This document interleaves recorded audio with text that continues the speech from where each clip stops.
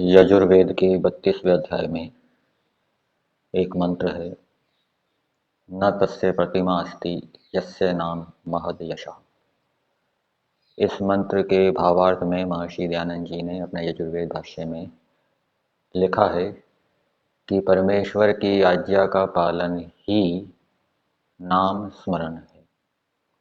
नाम स्मरण का मतलब ओम ओम ओम सर्वरक्षक, ओम न्यायकारी, ऐसा याद कर रहे हैं, दोहरा रहे हैं।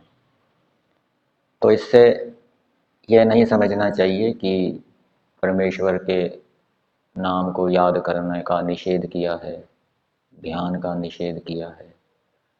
यहाँ पर जो ही शब्द है ये बल देने के लिए है, प्रमुखता को बताने के लिए है। जैसे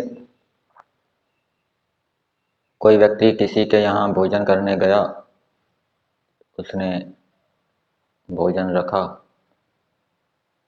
तो कहा कि घी तो है ही नहीं, घी ही तो भोजन है, घी लाओ। तो घी ही तो भोजन है का मतलब क्या है? घी की महत्ता को बताया जा रहा है, घी की प्रमुखता को बताया जा रहा है।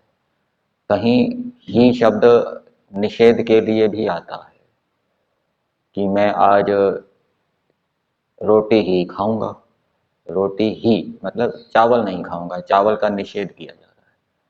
तो ईश्वर की आज्ञा का पालन ही नाम स्मरण है। यहाँ ही शब्द प्रमुखता को बता रहा है, महत्व को बता रहा है, आज्ञा पालन का। नाम स्मरण या ध्यान का निषेध नहीं है।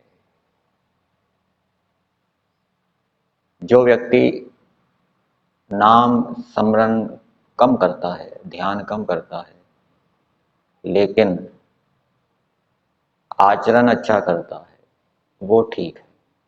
और जो ध्यान अधिक करता है लेकिन आचरण बुरा करता है, वो ठीक नहीं। तो इस रूप में समझना चाहिए। और यही बात सत्यार्थ प्रकाश के तीसरे समोल्लास में मनुस्मृति के एक श्लोक में दी है। यमान सेवेत सततम न नियमान केवलान बुधः, यमान पतति अकुर्वाणो केवलान नियमान भजन। तो जो केवल नियम का पालन करता है, यमों का पालन नहीं करता, अहिंसा सत्य अस्तेय आदि का पालन नहीं करता, ये परमेश्वर की आज्ञा है, वो उन्नति को प्राप्त नहीं करता। और जो नियम पूर्वक यमों का सेवन करता है, अहिंसा सत्य अस्तेय आदि का पालन करता है, वो उन्नति को प्राप्त करता है। यहीं यजुर्वेद के 32 अध्याय में एक मंत्र और है। पहला मंत्र तदेवाग्निस् तदादित्यस् तद्वायुस् तदु चंद्रमः। यहाँ पर भी एव शब्द जो आया है ये परमेश्वर की प्रमुखता को बताने के लिए है कि वेद के अंदर जो अग्नि वायु आदि शब्द आए हैं वहाँ पर परमेश्वर का प्रमुखता से ग्रहण होता है। दूसरे जो अग्नि वायु आदि पदार्थ हैं उनका गौण रूप से ग्रहण होता है। तो परमेश्वर की आज्ञा का पालन ही नाम स्मरण है।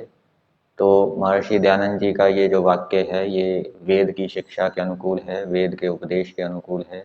वेद का ये आदेश है, ईश्वर का ये आदेश है कि हे मनुष्यों, तुम आचरण अच्छा करो, बेशक ध्यान कम हो जाए। यदि तुम ध्यान अधिक करते हो और आचरण अच्छा नहीं करते तो ये बात ठीक नहीं है। आचरण पर अधिक जोर लगाओ, वो प्रमुख है, वो मुख्य है, और उसी से सुख रूप फल प्राप्त होगा और उसी से मानव जीवन की उन्नति होगी।